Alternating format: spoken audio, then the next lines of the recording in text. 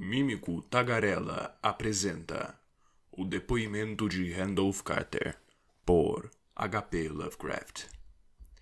Repito-vos, cavalheiros, que vosso interrogatório é inútil. Detende-me aqui para sempre, se quiserdes. Prendei-me ou executai-me, se tendes necessidade de uma vítima para propiciar a sua ilusão, a que chamas de justiça. Não posso, porém, dizer mais do que já disse. Contei-vos com toda sinceridade tudo o que me lembro. Nada foi distorcido ou escamoteado. E se alguma coisa permanecer vaga, é apenas devido à nuvem escura que caiu sobre meu espírito. Essa nuvem e a natureza nebulosa dos horrores que a fizeram abater-se sobre mim. Digo mais uma vez, não sei do que foi feito de Harley Warren, embora pense, quaserezo para isso, para que ele está em oblívio pacífico. Se é que existe em algum lugar coisa tão bem-aventurada.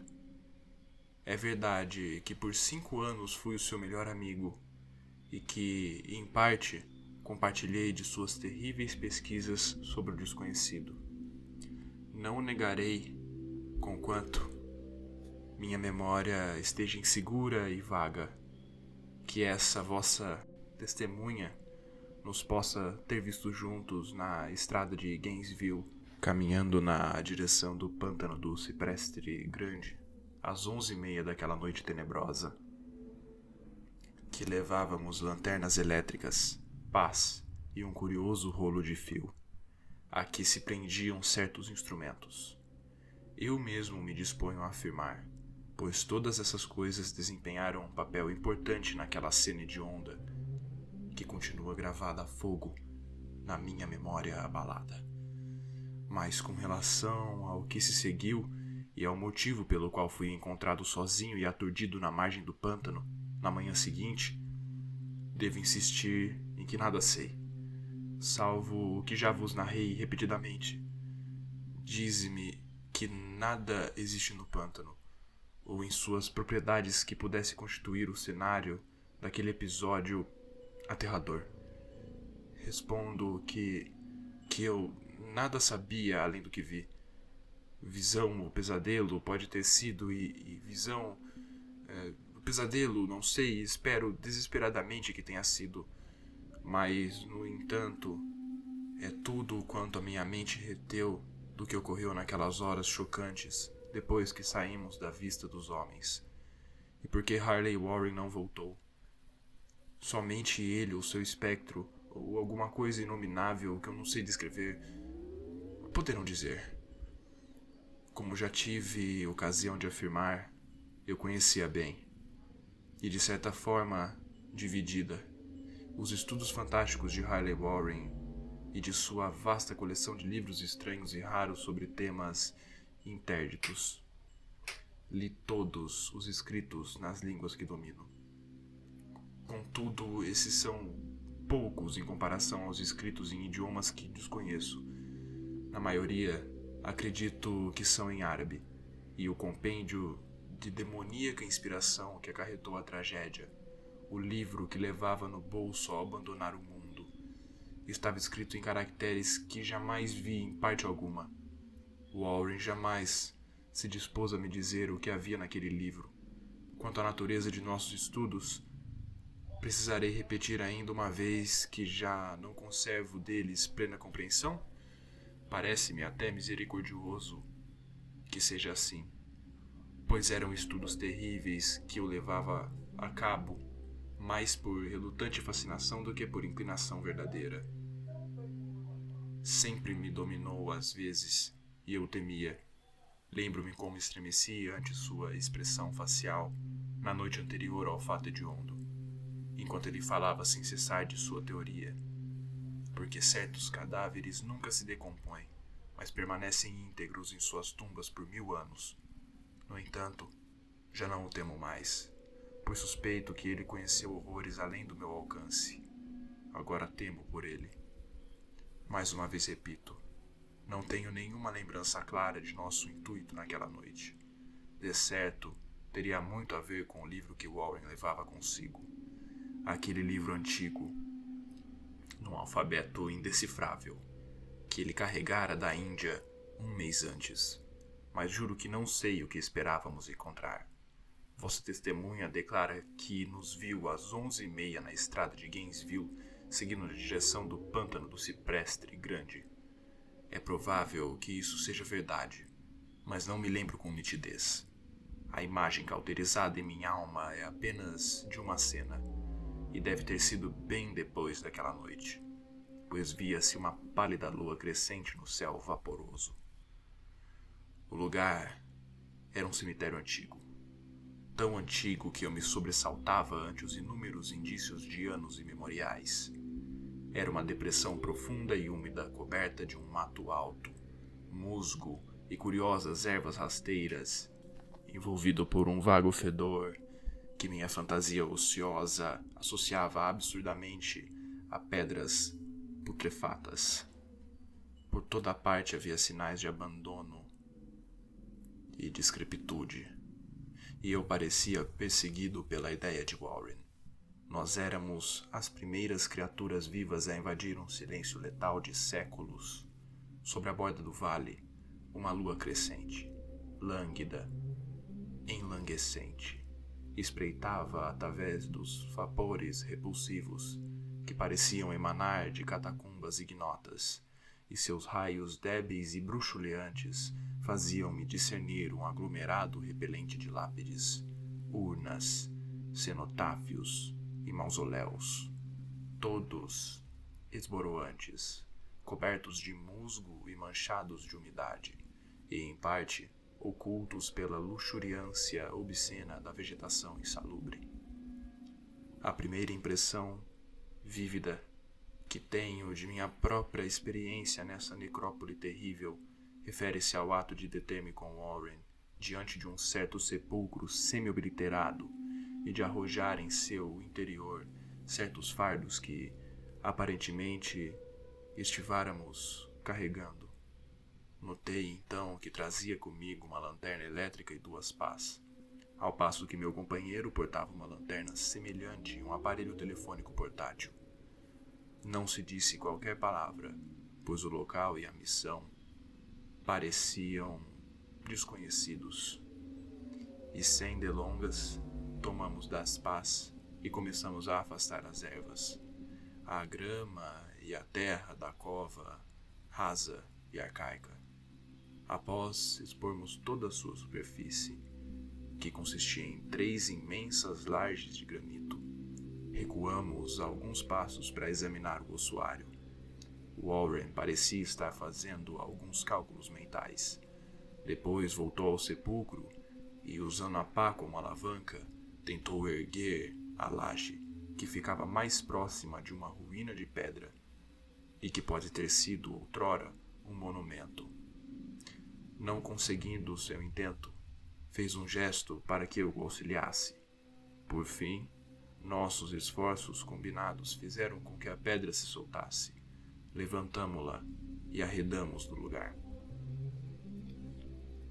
Com a remoção da laje, ficou à vista uma abertura negra, da qual irrompeu um efluxo de gases miasmáticos, tão nauseantes que saltamos para trás, tomados de horror. Após um intervalo, entretanto, aproximamo-nos novamente da cova e achamos exalações menos intoleráveis. Nossas lanternas revelaram o alto de um lance de degraus, dos quais gotejavam licor repugnante e que eram delimitados por paredes úmidas recobertas de bolor.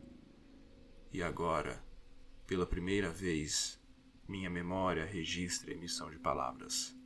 Warren falava-me longamente em sua cálida voz de tenor, uma voz singularmente incólume ao ambiente lúgubre.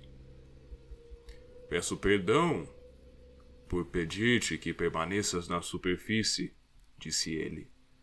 Mas seria criminoso permitir que alguém de nervos tão frágeis descesse até lá. Não podes imaginar, mesmo pelo que leste, pelo que eu te disse, as coisas que terei de ler e fazer.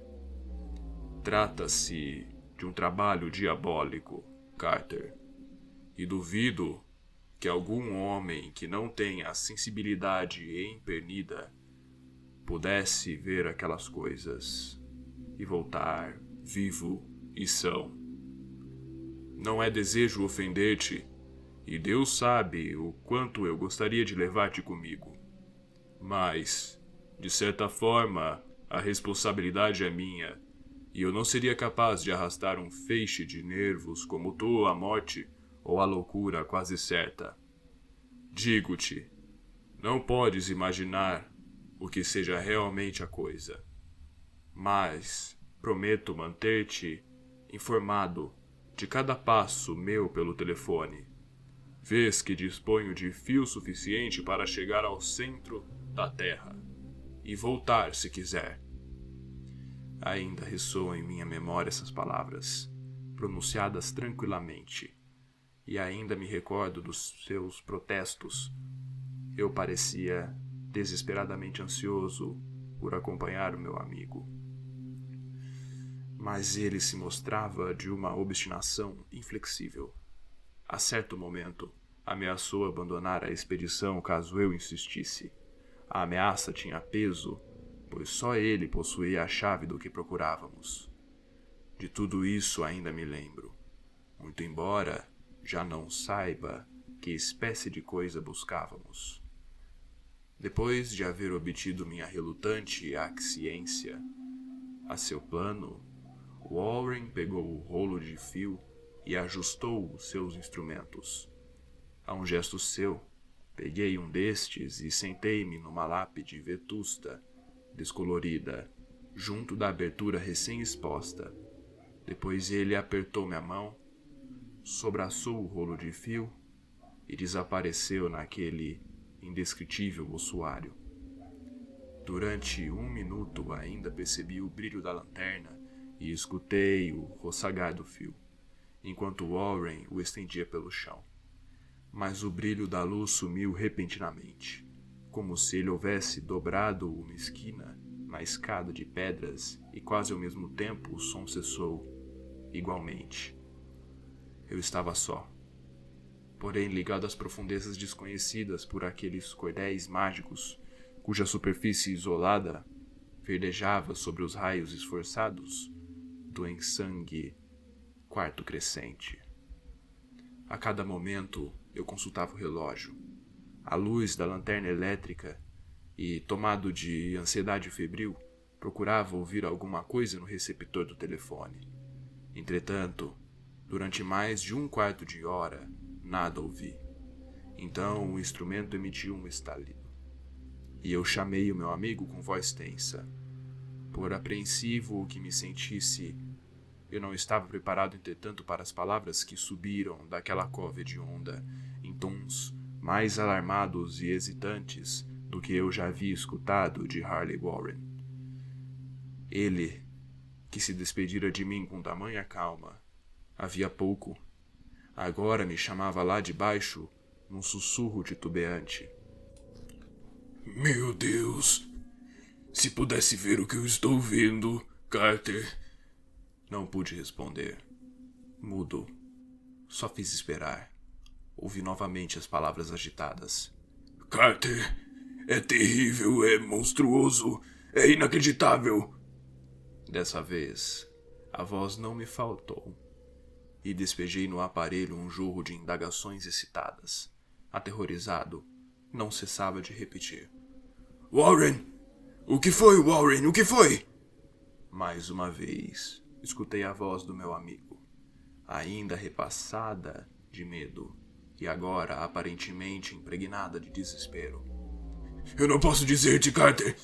É inimaginável, é demasiado incrível, eu não ouso contar. Nenhum homem poderia saber e sobreviver. Santo Deus, jamais sonhei com isso. Voltou o silêncio, apenas quebrado pela torrente de perguntas sobressaltadas que eu fazia. Ouvi então novamente a voz de Warren num tom delirante de consternação. Carter, pelo amor de Deus, reponha a laje no lugar e sai disso se puderes. Deixa tudo mais e corre até a última oportunidade. Faz o que eu digo e não peça explicações. Eu escutava, mas eu só conseguia repetir as minhas perguntas frenéticas. Em meu redor estavam as tumbas, a escuridão e as sombras. Abaixo de mim, algum perigo que sobrepujava o alcance da imaginação humana. Mas meu amigo corria mais perigo que eu, e sobre meu medo passou um vago ressentimento de que ele me julgasse capaz de abandoná-lo em tal situação. Novos estalidos e, após uma pausa, ouvi o grito angustiado de Carter. Te manda, pelo amor de Deus, Carter! Põe a laje no lugar e te manda! Carter! Alguma coisa na gíria juvenil do meu companheiro, evidentemente transtornado, liberou as minhas faculdades. Formei e gritei uma resolução. Warren! Aguenta, eu vou descer! No entanto, diante dessa proposta, o tom do meu interlocutor transformou-se num grito de completo desespero. Não compreendes! É tarde demais! E por minha própria culpa, põe a laje no lugar e corre! Vai, Carter! Não há mais nada que tu ou outra pessoa possa fazer! Seu tom de voz mudou novamente, adquirindo dessa vez mais suavidade, como que traduzindo a resignação sem esperança. Contudo, para mim ele permanecia tenso de ansiedade e medo. Depressa, antes que seja tarde demais. Tentei não lhe dar ouvidos. Tentei quebrar a paralisia que me detinha e cumprir minha promessa de descer para ajudá-lo. Seu próximo murmúrio, todavia, ainda me encontrou inerte, preso de puro horror. Carter, corre, não adianta! Tens de ir! Antes que dois, a laje! Uma pausa, mais estalidos, e depois a voz débil de Warren. Quase acabado agora. Não dificulteis ainda mais. Cobre esses degraus malditos e foge para salvar a vida! Estás perdendo tempo! Adeus, Carter. Não voltarei a ver-te. Nesse ponto, o murmúrio de Warren converteu-se em um grito. Um grito que aos poucos se transmutou em uivo, carregado de todo o horror das eras. Malditas coisas infernais! Legiões, meu Deus, te manda! Te manda! Te manda! Depois disso, caiu o silêncio. Ignoro por quantos éons permaneci sentado ali, estupefato, sussurrando, murmurando, gritando, berrando naquele telefone, vezes sem conta. No transcurso daqueles éons, sussurrei, murmurei, chamei, gritei, berrei. Warren! Warren! Me responda! Foi então que sobreveio o cúmulo do horror. A coisa inacreditável. Imaginei quase impronunciável. Já disse que foi como se passassem éons depois de Warren emitir sua derradeira advertência desesperada, e que apenas meus gritos quebravam agora o silêncio horrorífico. Contudo, depois de algum tempo, houve um novo estalido no telefone. Eu apurei os ouvidos. Mais uma vez chamei. Warren, estás aí? E como resposta, ouvi aquilo que lançou essa nuvem sobre minha alma. Não tenho senhores. Não tenho como explicar aquilo. Aquela voz. Nem posso abalançar-me a descrevê-la em minúcia. Uma vez que as palavras iniciais roubaram minha consciência e criaram um vazio mental que se estende ao momento em que despertei do hospital. Direi que a voz era profunda, cava, gelatinosa, remota, sobrenatural, inumana, desencarnada? O que eu direi? Ela marcou o fim de minha experiência e é o fim da minha história. Eu a escutei. E de nada mais tomei conhecimento.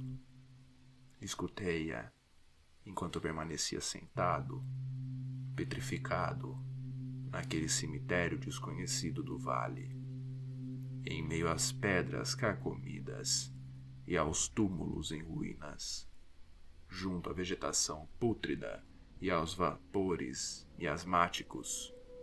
Escutei-a subindo das profundezas mais absconsas daquele maldito sepulcro aberto, enquanto assistia à dança de sombras amorfas, necrófagas, à luz mortiça de uma lua em sangue. E o que ela disse foi: "Idiota!